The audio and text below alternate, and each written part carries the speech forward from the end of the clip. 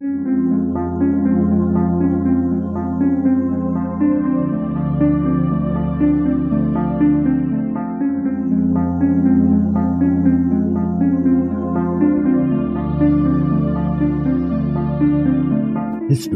tells the story of the world and of our lives.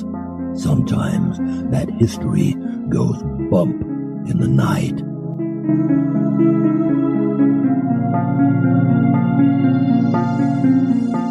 Broadcasting from the center of Oddity and the supernatural in Central Florida, it's the History Goes Bump podcast. Hello, you spooktacular people. Welcome to this 404th episode of the History Goes Bump podcast, Ghost Tours for the Theater of the Mind. I am your host, Diane. And this is Kelly. Kelly, on this episode, I feel like we should have a big production number.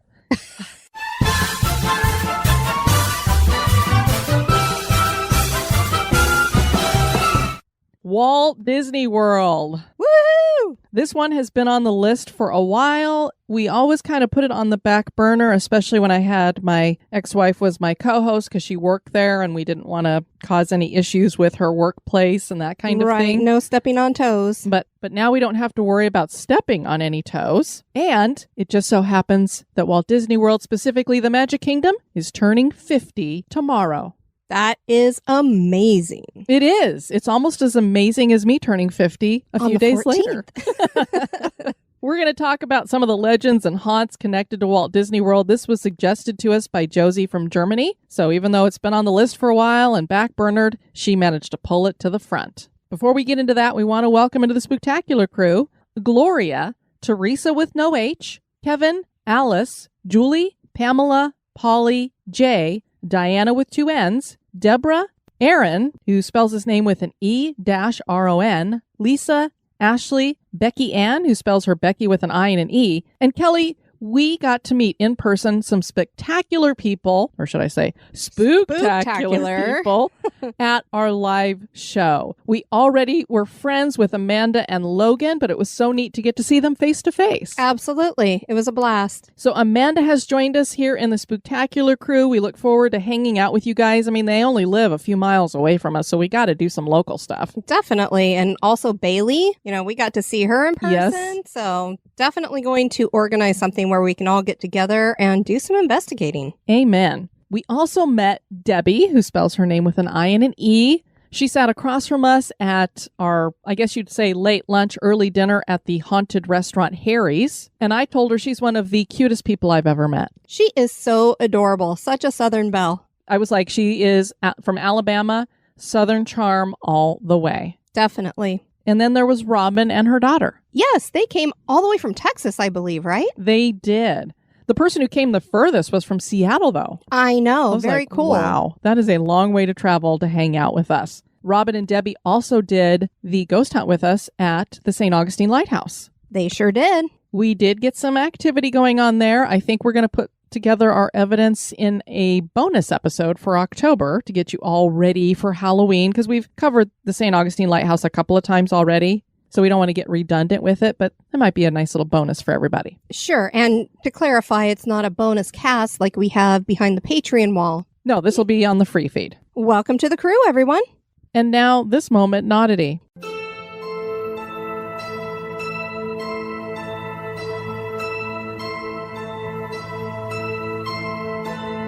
The moment in Oddity was suggested by Scott Booker. And warning for little ears, we will be talking about reproduction. Many times people refer to reproduction as the birds and the bees. After learning about honeybee reproduction, we're not sure we should actually do that, especially when it comes to males. When it comes to bees, the only ones getting action are the drones and the queen bee.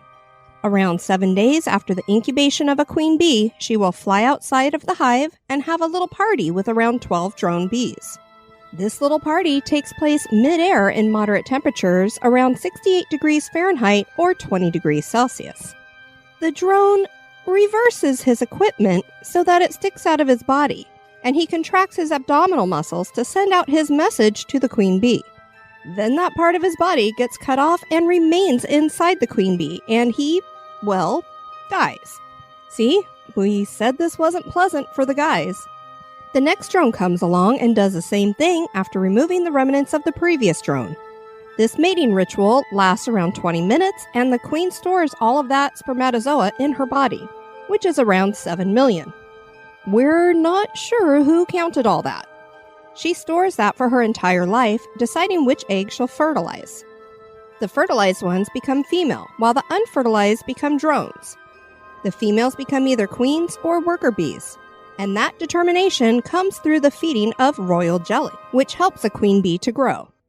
While bee reproduction is fascinating, if not a tad dangerous, it certainly is odd.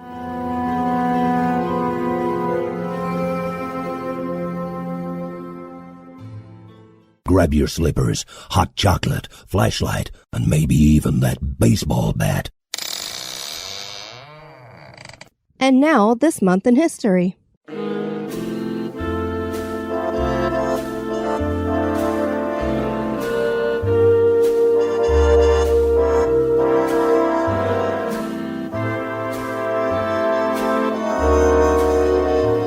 In the month of September, on the 24th in 1902, Fannie Farmer opens a cooking school.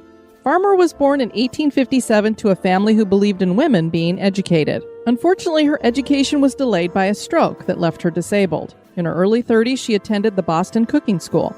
This was a school that aimed to teach women how to teach cooking so they could become teachers, and Farmer eventually became its principal. She published her first cookbook in 1896. This book would revolutionize American cooking through a number of topics like sanitation techniques, nutrition, and using precise measurements, which was a novel culinary concept at the time. Farmer left the Boston School in 1902 and opened Farmer's School of Cookery. She had such an expertise in nutrition that she lectured at Harvard Medical School about nutrition for specific diseases and nutrition for children. Farmer died in 1915 at the age of 57, but the Fannie Farmer Cookbook is still in print today.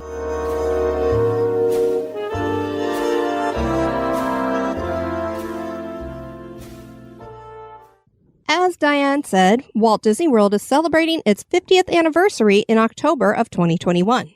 This incomparable theme park is exactly what its name describes, a complete world that was the ultimate vision of Walt Disney. Walt Disney World covers a full 27,000 acres and features 4 theme parks, 2 water parks, a shopping district, and 31 resorts, plus its own public works district. There is so much to see and do here, but even better, there are many legends and ghosts on this property. Join us as we share the history and haunts of Walt Disney World.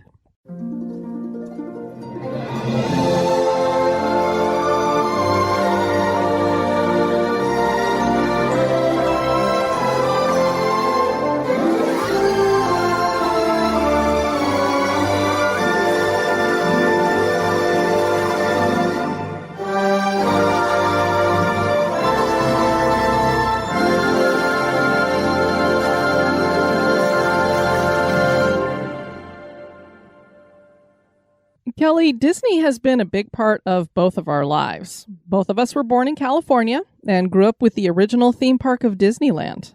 I remember my first times going there. As do I. I loved the e-ticket rides when I was big enough to use them. Yes, and I remember when my parents would tell us, we're going to go to Disneyland tomorrow, and I would just lay in bed so excited in the morning that we were going to go to Disneyland. I used to have a repetitive dream where I was hanging out on a nightly basis almost with the bears from Country Bear Jamboree.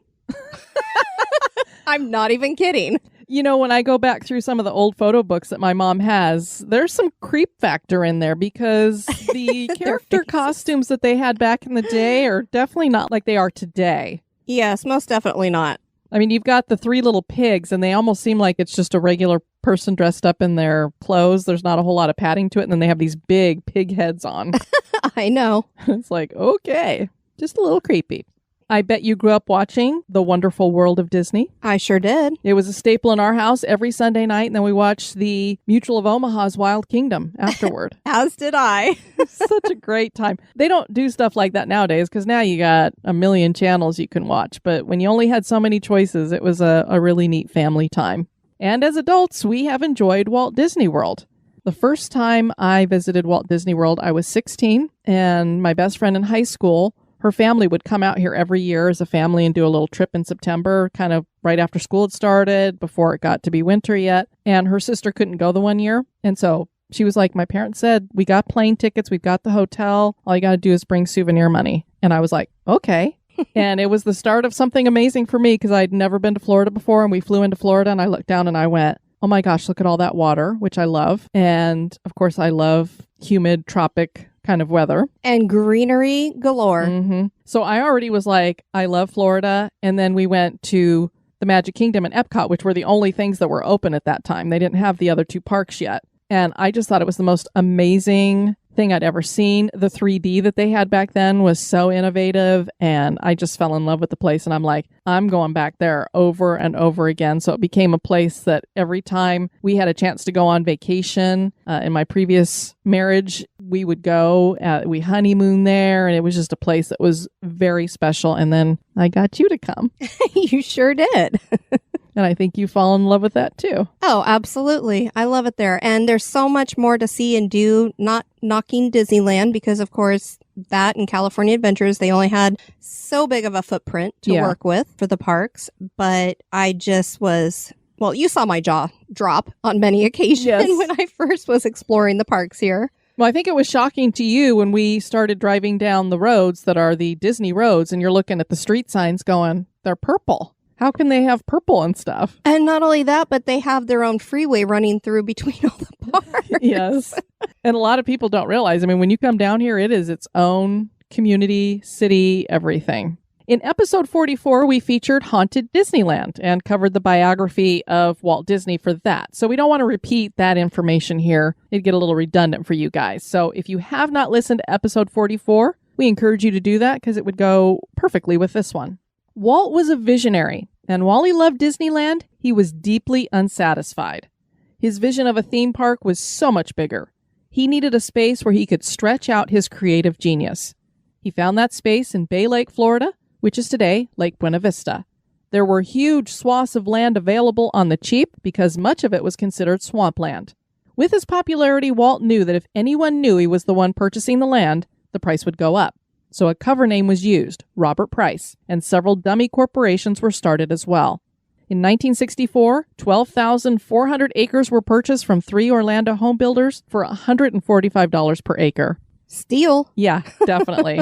When Disney was done buying, they had spent $5 million on 27,443 acres. And we have walked a lot of that. We certainly have. Again. Speculation began throughout the Florida press that the mysterious industry coming to Orlando was headed by the Disney Company and that possibly there was going to be an East Coast Disneyland. By November of 1965, it was no longer speculation because Walt and Roy Disney announced their plans for a new theme park near Orlando. Walt dubbed this the Florida Project, and he shared his vision in a film he made shortly before his death. The core of this project was to be the experimental prototype community of tomorrow, or Epcot, which was a utopian community. Tragedy struck in December of 1966, however, when Walt died. Roy announced that plans were still going forward and that now the new park would carry his brother's name, which was, they were only going to call it Disney World, but he said, we're going to call it Walt Disney World. I want his name on there. But plans to run a City of Tomorrow were abandoned, so that whole utopian community, they never did that. Celebration here in Florida was originally started by Disney, and that's kind of what they were going to do, is build their own community. It was very different than the Epcot that Walt Disney had envisioned. I mean, he really saw this futuristic landscape, and as Celebration, really, it's just a really expensive place to live, and it has a lot of shops with people that can live above them and stuff. I didn't see anything that made it really special as compared to other places. The Reedy Creek Improvement District was approved by the Florida legislature in May of 1967, and this gives Disney something unique, their own independent municipality. So when I said it's like its own city, it literally is its own city. It maintains its own roads and everything. Walt Disney World even has its own post office and zip code. On May 30th, 1967, ground was broken on the new park, and the plans were ambitious. Many of the restaurants and rides that are at the Magic Kingdom have been there for the past 50 years and were the same rides as the ones at Disneyland. It's a Small World, Pirates of the Caribbean, Haunted Mansion, Big Thunder Mountain Railroad, Space Mountain, and the Railroad, to name a few. The castle that anchors the wheel with spokes leading to various lands was called Cinderella's Castle and is much bigger than Sleeping Beauty's castle at Disneyland. A bigger monorail system was incorporated into this park, and parking was set up at a separate area so that the Magic Kingdom was set back and needed to be traveled to via other means, which would be either the monorail or the ferry. And the thing that really makes the monorail different here is it really is a piece of transportation here, like the bus system and everything, whereas if I'm remembering correctly, Disneyland, it's always just been kind of like its own ride, but it doesn't really take you to and from a lot of places. Yeah, it's pretty much, if I remember correctly, just out and back. I can't even remember for years and years ever having been on it. I believe it just basically goes out to the downtown Disney area and then into the park. Yeah, I remember, I think the last time we were there, which was many years ago, we did hop on it just to ride it because it's kind of cool when it goes by California Adventure. It's like you go across the San Francisco Bridge or something, it seemed like. But yeah, I was like, this is basically a ride. I'm like, at Walt Disney World, you can't get over to the Magic Kingdom without riding the monorail unless you jump on the ferry boat. Has to get you from A to B. Exactly. The Magic Kingdom opened on October 1st, 1971, and charged $3.50 admission for adults. Today, it costs around $120 for a day pass to one park. Yeah, that's not even with your park hopper. If you throw the park hopper on there, it could be about $140. A little bit of inflation. Yeah, a little change. Over 10,000 people were in attendance on that first day to enjoy the 7 themed areas, which were Main Street, Adventureland, Bear Country, Fantasyland, Frontierland, Liberty Square, and Tomorrowland. Bear Country no longer exists. Along with the Magic Kingdom opening that day, the Contemporary Resort and Polynesian Village Resort both also opened. Not all rides were ready to go that first day. Peter Pan's flight wouldn't open until October 3rd, and as if perfectly planned just for Diane, 20,000 Leagues Under the Sea opened on October 14th. And I love 20,000 Leagues Under the Sea. It just gives me that whole steampunk feel. Absolutely. Unfortunately, it no longer exists either. A grand opening special ran on NBC at the end of the month and had 52 million people tune into the show. An end of an era would come when Roy Disney died less than 3 months after the opening.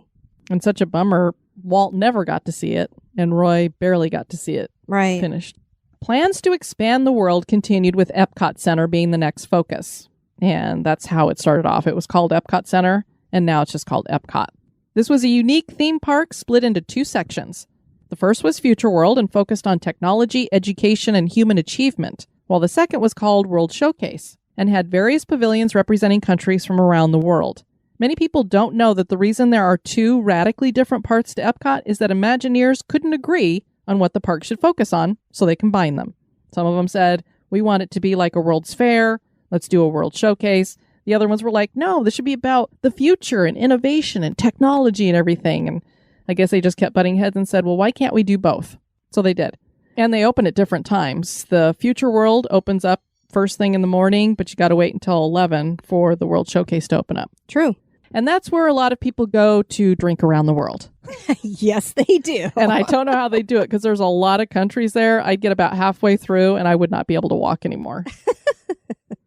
This park was anchored by a giant geodesic sphere that holds the spaceship Earth ride inside of it. And there were 6 pavilions that grew to 9. Epcot opened on October 1st, 1982. So it opened on the same day as Magic Kingdom 11 years later. One of the difficulties for Epcot would prove to be that innovation moved too fast for it to keep up. And many concepts have changed over the years. With a major current revamp going on right now, we have no idea what this place is going to look like when they're done. But they are demolishing, crushing, clearing out all kinds of buildings there. We went into, I think it's called the Odyssey Center, and they have like a film in there showing you what they're going to do. It's going to have a lot of changes. I just keep hearing, it's a great, big, beautiful tomorrow going through my head. The park will literally be transformed into something fairly new on the Future World side, with it being divided into 3 worlds. Various festivals have been introduced over the years to keep the park popular, like the International Flower and Garden Festival and the International Food and Wine Festival, which we enjoy munching our way around the world for that. We do. And I'm going to be doing the 10K for that festival, the Food and Wine Festival, in November. You certainly are. And what pulled me in, because Run Disney events are quite expensive, but when I saw what the medals look like, you sent them to me. text me or I sent something. you a picture and you said, oh, it's too expensive. And I said, well, happy additional birthday or early Christmas or something. And then I thought, well, with it being in November, there's no way, because it used to be in order to get into a Run Disney event, you had to be on the computer like the moment those things dropped and get it. And I'm like, oh, there's no way I'm going to be able to get that. And it was open. I was like, hot diggity. So hopefully Sign me up. I'll have a very cool shirt and medal. The third park to open at the world was Disney's MGM Studios, that later changed its name to Disney's Hollywood Studios. This park was the brainchild of Marty Sklar and Randy Bright. The park opened on May 1st, 1989, and has gone through many changes through the years, with the biggest update being Star Wars Galaxy Edge. The part we love about the park is its nod to old Hollywood from the Golden Age. Originally, this was a working production facility with a backlot, but sections of this closed over the years and no longer exist. The anchor to this park had been the Earful Tower, like the Eiffel Tower, but with ears. Yes, at first you thought that was a bit of a typo. That's correct. But no, it's Earful, and actually it no longer exists. They tore it down when they put in Star Wars. I mean, I love Star Wars, but they took away a lot of things that I absolutely loved about this park. That's one of them. But we do have a lamp in our master bedroom that is the Earful Tower, so we'll always have a little piece of it. Perfect. And then the Sorcerer's Hat, which was removed a few years ago, thankfully, as it obstructed the view of the Grauman's Chinese Theater replica. Yeah, it was a lot of fun to have this giant sorcerer's hat right there in the middle of the park when you came into the center, but if you wanted to take a picture of the Grauman's Chinese Theater, you couldn't because it was just right there in front of it. Only 2 rides were running when this park first opened, but many have been added through the years, and there were 7 themed areas. The Streets of America was a replica of a New York street, but was demolished to make way for Star Wars. This also killed the Osborne Festival of Lights that ran during the Christmas season. Which I'm so bummed you never got to see in person. I know, but thankfully YouTube still lets it share. Yeah, and I have a couple videos that I put up on my page too, but yeah, that was so much fun to go down there and be walking around in shorts and t-shirt while it snowed on you and watching all the Christmas lights and sipping on hot cocoa, and I'm going to miss that. And Toy Story Land has also been added. Which is really cool. I do like Toy Story Land. It's very fun. The fourth park would be Disney's Animal Kingdom that opened on April 22nd, 1998. This is like a large zoo with rides and takes up the most acreage of all the parks. This was the brainchild of Imagineer Joe Rohde. I'm not exactly sure how to say his last name. It's Rohde. Over 2,600 workers constructed the areas for the animals, from shelters to planting trees, and Zulu crafters from South Africa made the thatched roofs for the buildings. Disney hired staff from 69 different zoos to oversee care of their animals. There's a safari that guests can ride on to see animals in their natural habitat, and several trails to hike to see animals as well. Discovery Island is the central part of the park and feeds into Asia, Africa, Dinoland, and Pandora, the world of Avatar, that was added in 2017. And this is anchored by the giant Tree of Life, and it has like over, I think, 300 different animals carved into its trunk. It's a lot of fun to walk all around it and see what kind of animals you can see. And there are hundreds of hand-placed leaves on it it's not a real tree, obviously, but all of those leaves were put on by hand. It's absolutely breathtaking. It really is. Disney obviously doesn't like to talk about deaths at any of their parks, but they have happened over the years. Some employees have been killed while working rides. Once upon a time, there was a Skyway that took guests from Fantasyland to Tomorrowland aboard colorful Skyway cars. There was a Skyway in Disneyland too, wasn't there? Yes, there was. And it actually used to go, if I remember correctly, I thought it used to go through the hole on the Matterhorn. Oh, you know what? I think you're right. Yeah. It's been years, but I think you're right. Yeah, you could see the cars racing by. Yeah. This ride was a part of the Magic Kingdom from opening day until 1999. The Tangled restrooms now sit where the ride used to board in Fantasyland. Raymond Barlow was a 65-year-old custodian cast member at the Magic Kingdom, and one morning before opening, he was cleaning the Skyway when it started up and a car pulled him from the platform. He clung to the car until he was over a flower bed, but the 40-foot fall still killed him. This happened in 1999, and Disney was fined $4,500 for the serious violation of safety standards. The Skyway closed several months later. Diane remembers in 2009 when cast member Austin Winenberg was killed in the early morning hours driving the monorail. 2 of the trains collided with each other. 2 cast members have died at the Primeval Whirl ride in Animal Kingdom. One in 2007, her name was Karen Price, and another in 2011, who was Russell Sherry Roscoe. And some guests have passed away, like a great-grandmother who had a heart attack when a snake dropped out of a tree onto her grandson and bit him. And this was Florida. We have snakes here. They do get into Disney, obviously. It was not a poisonous snake, but it was so traumatic for her that she had a heart attack. And many people probably recall the tragic loss of a toddler at the Polynesian Village Resort who was attacked by an alligator, resulting in big changes with signage and access to water all around the parks and resorts. So now anywhere you go that there's water, there's a sign like every 6 feet letting you know there are alligators and snakes here. Stay away.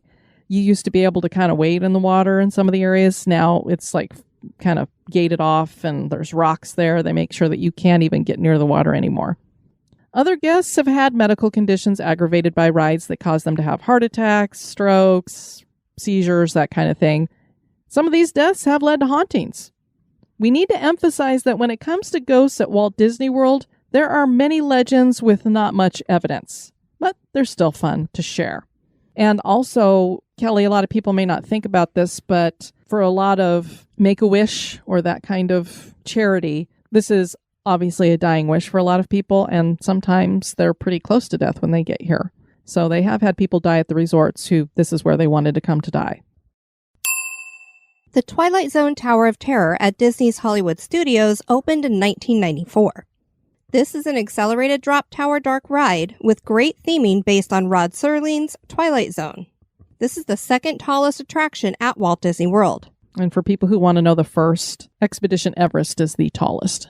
A ghost has been seen walking around the attraction during off hours and does not respond to cast members calling out to him, and eventually vanishes.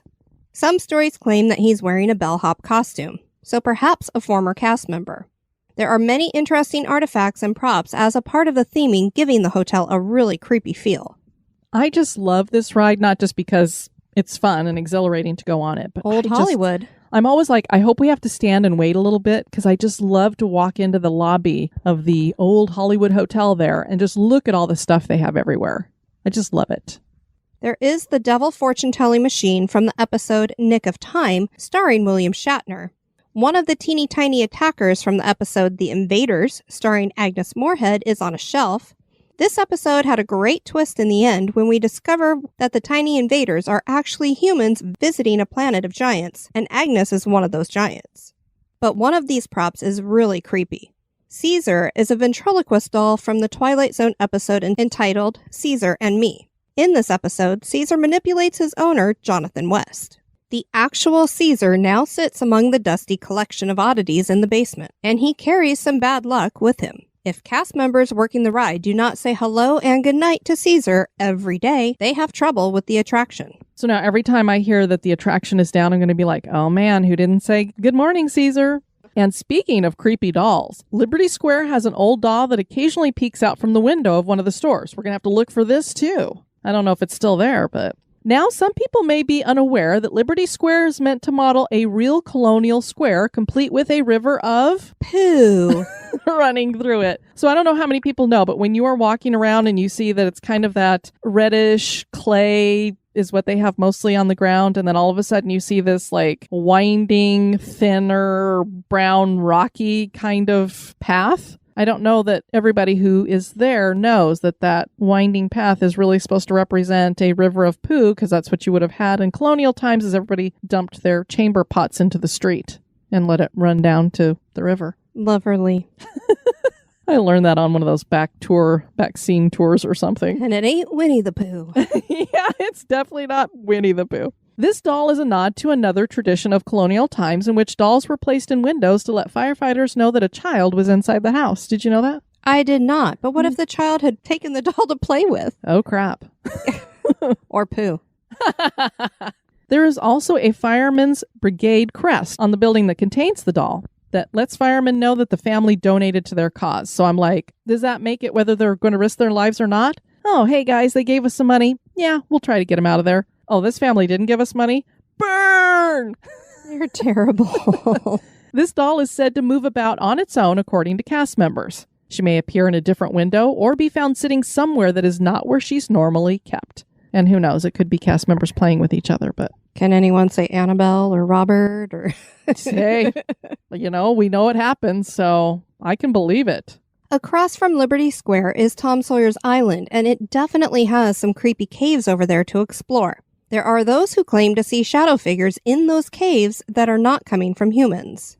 The man who made sure that his brother's vision came to fruition, Roy Disney, has been spotted hanging out on Main Street, particularly when it is time for fireworks, and he looks like he's watching the show in the sky.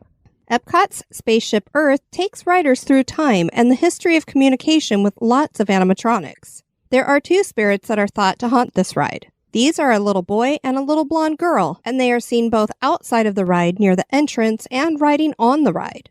In either case, they disappear, which is how people know that they are not human. Kelly, one of our favorite rides is Pirates of the Caribbean. Now, I think the one at Disneyland is far superior to the one here because it's longer. But I like everything with the queue for the one here. Yeah, the queue here is definitely better because basically Disneyland, it's just kind of outside, right? You're just wandering around outside. So it is better here, but I just like that it's longer there. It seems like you're going through the cave system longer. You've got that skeleton that's in the bed, and it used to be that there were real bones that were above his head on the headboard. That's why they thought there was some hauntings going on there. Oh, and they have 2 drops at Disneyland, whereas here at Walt Disney World, we just have the one, although I think it's a longer drop. It is a longer drop. Pirates of the Caribbean first opened at Disneyland on March 18th, 1967. This was originally meant to be a walk-through ride that featured wax figures. When the rides It's a Small World and Great Moments with Mr. Lincoln turned out to be huge hits, it was decided to use audio animatronics for the pirates rather than wax figures. And also because of how well the track worked for It's a Small World, that's when they decided to make it a boat ride too then, instead of a walk-through. The Haunted Mansion was supposed to be a walk-through too. They had a lot of walk-through ideas. It's a special ride, not just because it has these glorious animatronic pirates, but this was the last attraction that Walt had his hands all over. He never got to see the final product on this side of life, but Imagineers did push him through the ride on a chair rigged to a dolly. Imagineers who worked on the creation of the ride were Mark Davis, Francis Xavier Atencio, also known as X, Claude Coates, Yale Gracie, and Blaine Gibson. X wrote the lyrics for Yo-Ho, A Pirate's Life for Me. He also wrote Grim Grinning Ghosts, so boy do we appreciate him. Yo-ho, a pirate's life for me. You're not going to sing with me? The Pirates of the Caribbean ride at the Magic Kingdom opened in 1973. The reason it was not there for the opening was because the company thought that the mystique of the ride would not be there since Florida's so close to the Caribbean. But visitors were vocal about their disapproval of that decision, and we are glad that they did. Guests enter the ride through a Spanish-style fort named Castillo del Morro, inspired by a fort in Puerto Rico. The one at Disneyland is haunted, and so is this one at Walt Disney World. There are several ghosts here. The first 2 seem more of a legend because a story connected to them claims that these are 2 women who died on the ride when the boat derailed during the drop. This accident never happened, but people do claim to see them on the ride, and cast members sometimes see them on the security monitors. One lady is described as being wire-haired. Yeah, I don't know if her hair's sticking out all over the place, but they just called her the wire-haired lady. Okay, I hope I'm never referred to that way. George is the most famous ghost at the ride. Legend claims that this is the spirit of a construction worker who fell and died while building the ride. Now whenever the ride has any mechanical issues, George is blamed. To appease George, cast members always make sure to say good morning and good night to George. If someone says that they don't believe in George, he will stop the ride. Most cast members agree that George hasn't interacted with anyone since 2005. Some people think that there was a particular part of the ride that used to break down all the time and that they finally fixed whatever that issue was in 2005 so it doesn't happen. So now they don't blame George for it. I'm not sure. But maybe we should be like, hey, George, are you out there when we're riding it sometime and see what happens? I'm down.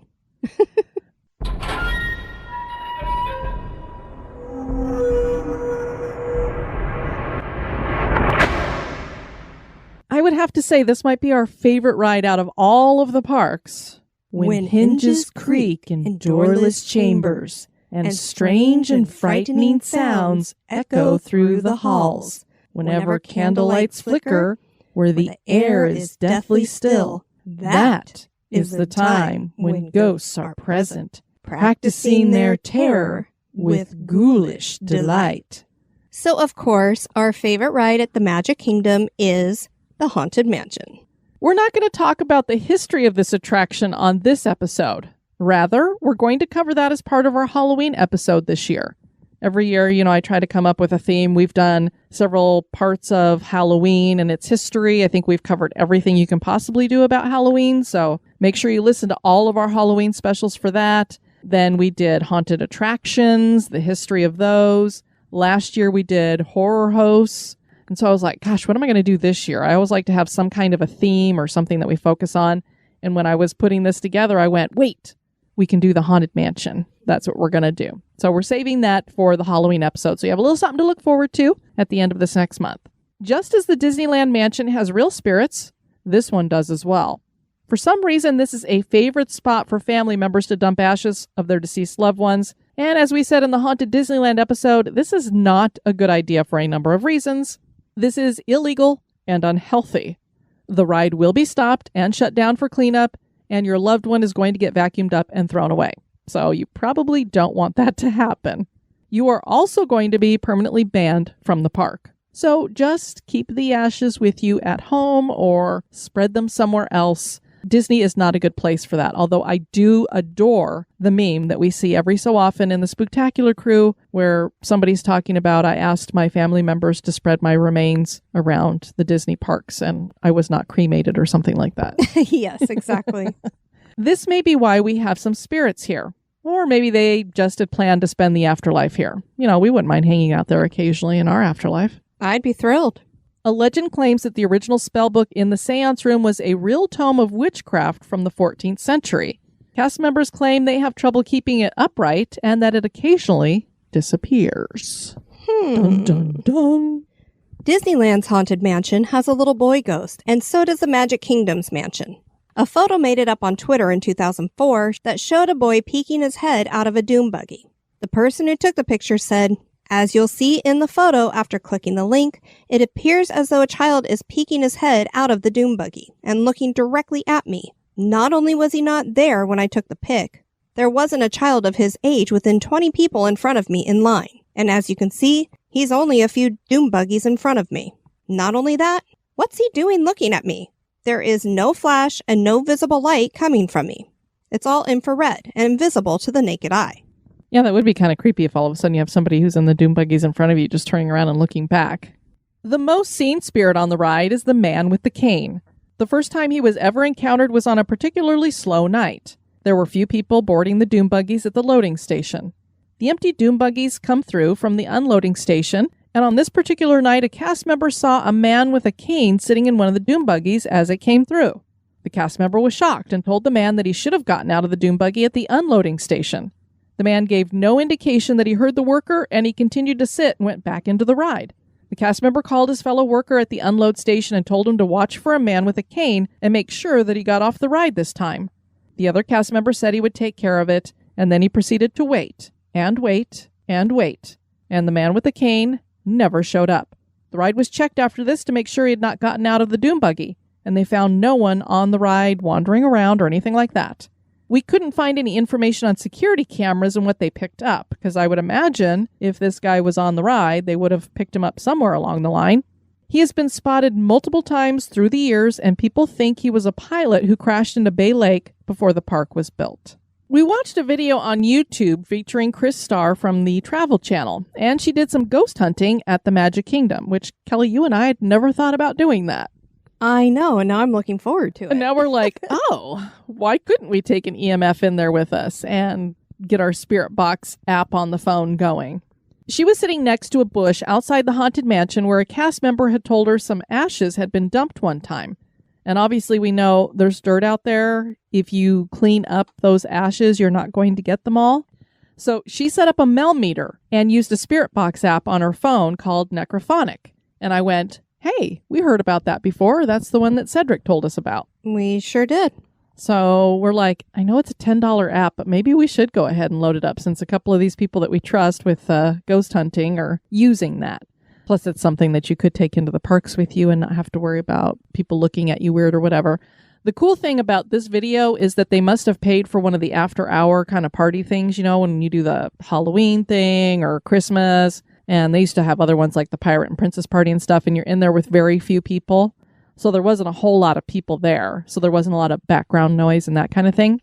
She asked how many ghosts were there, and it said 10. And Kelly, that number came up 2 more times when asked how many people's ashes had been spread there. It's one thing if you're getting all these different numbers, but when you get 10 to come up 3 times. Yeah, lends a little bit more credence. Yeah, it makes you go, either this necrophonic only knows the number 10, or maybe that's how many people have been spread here. Right.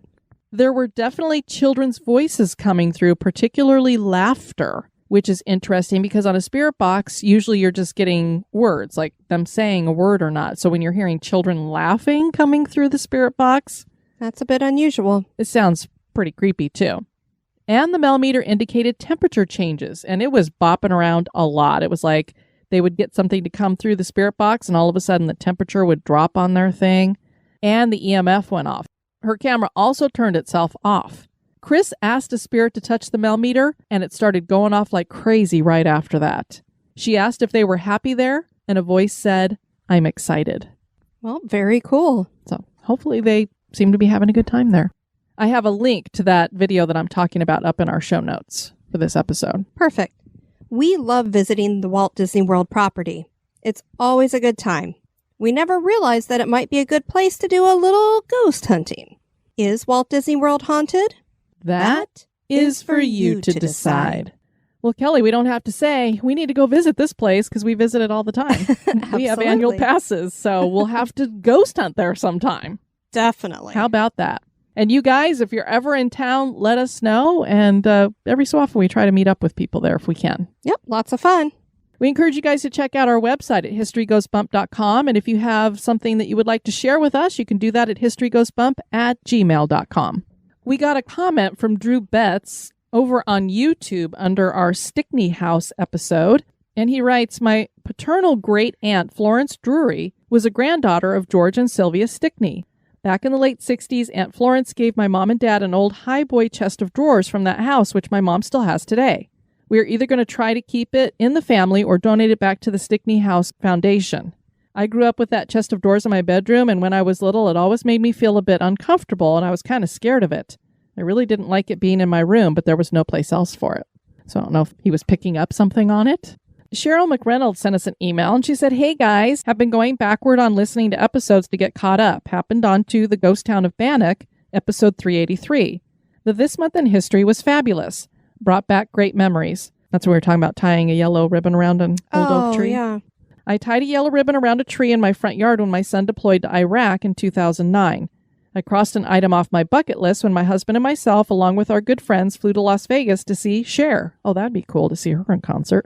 If I could turn back time." Oh, boy. That's my Cher.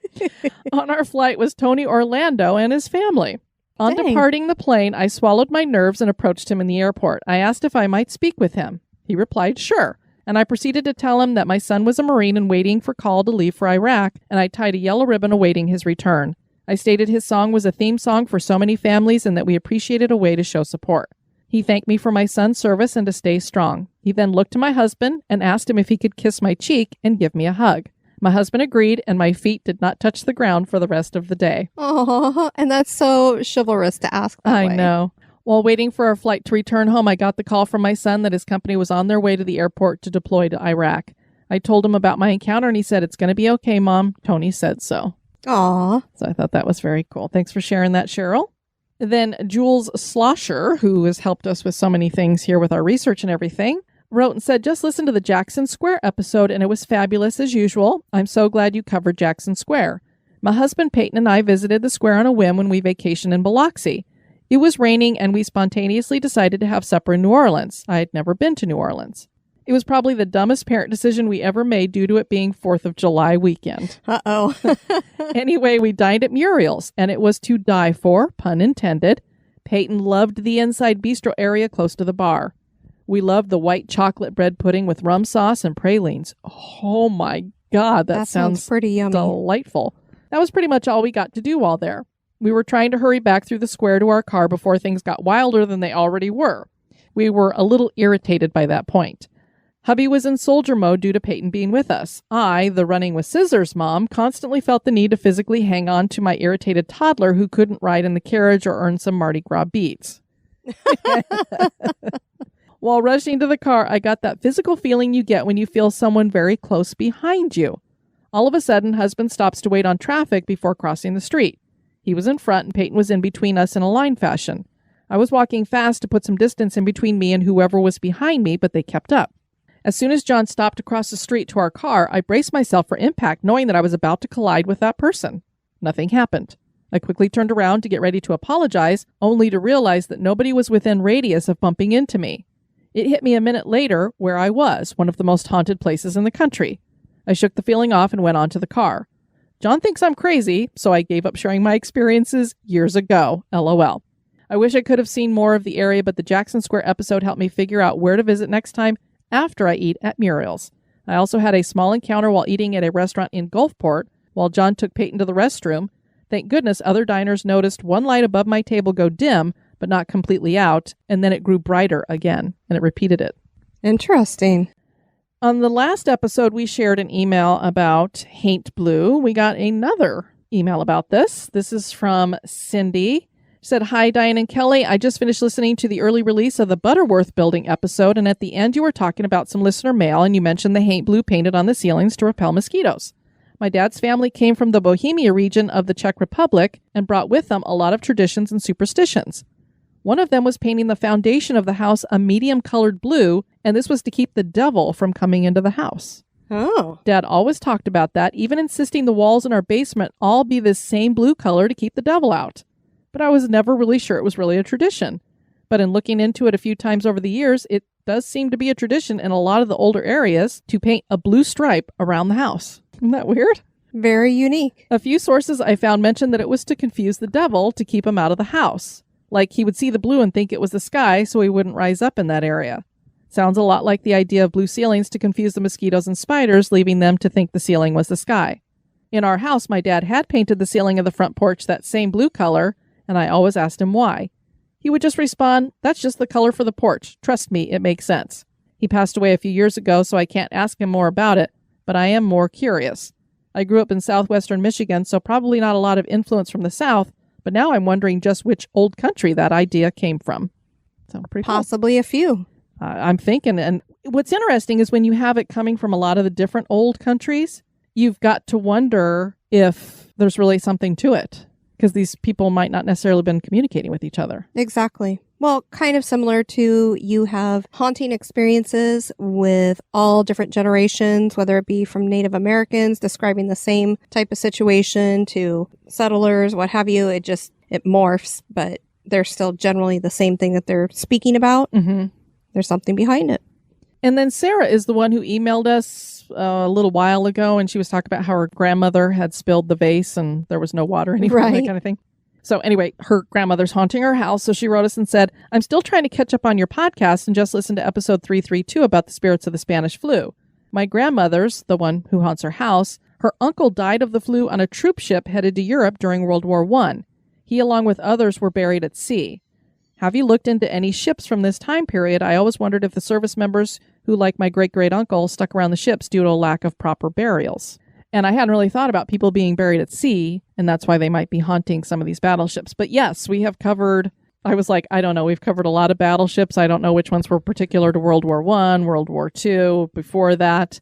But we do have several of them. I know when we did I think there was a bunch of ships that are in Maryland somewhere that we did. And I know at least one of those was a World War I. We want to thank you guys for tuning in to this episode. I've been your host, Diane. And this has been Kelly. You take care now. Bye-bye. This episode is brought to you by our executive producers. Dispatches from the Grave Digger. We want to welcome back into the cemetery, Victoria Howard. We're going to be putting you in a garden crypt. Thank you so much for supporting us, Victoria. Sweet dreams.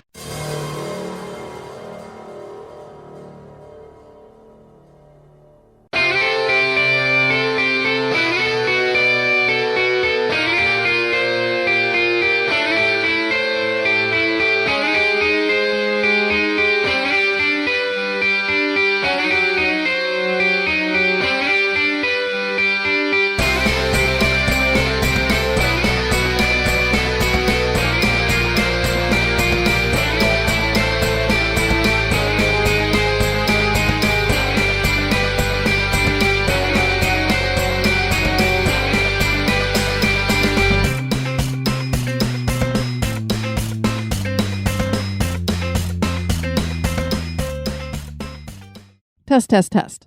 Scrappy-Doo test. This book would revolutionize American cooking through a number of topics like sanitation techniques, nutrition, and using precise measurements, which was a novel culinary concept at the time. Can you imagine measuring everything out is a novel idea? That's pretty much the only way I can cook. Otherwise, I get too heavy-handed with the spices. A grand opening special ran on NBC at the end of the month and had 52 million people turn Into the show. If they turned into it with what, a vehicle? Crashed right into it. Ding dong. This park was anchored by a giant geodesic spear. We're gonna spear it. God. Oh, Lord. Lordy. This park was anchored by a giant. I can't even You're say having a hard giant. time saying those three words together. Giant geodesic sphere. I can do it. The park will literally be transformed into something fairly new on the furniture world side. Once upon a time, there was a skyway that took guests from Fantasyland to Tomorrowland aboard colorful Skyway Scars. Skyway Scars? I want to take the Skyway Sky. Kelly, I love it. People can't see the visual of us when we're recording, but you're kind of like a robot when they're having a problem and they like tilt their head to the side or look to the side when they're having trouble like speaking, like, bzz, they're malfunctioning. Why? Because my hat's down and I'm trying to see above my glasses? No, but every time you're like you say a word wrong or say a sentence wrong, you like jerk your head to the side and then you say it again. Really? And you've done it several times. So like she's like a computer that's going malfunctioning. Reset. There is also a fireman's brigade. It's a brigade. I can never say brigade right. Or cavalry.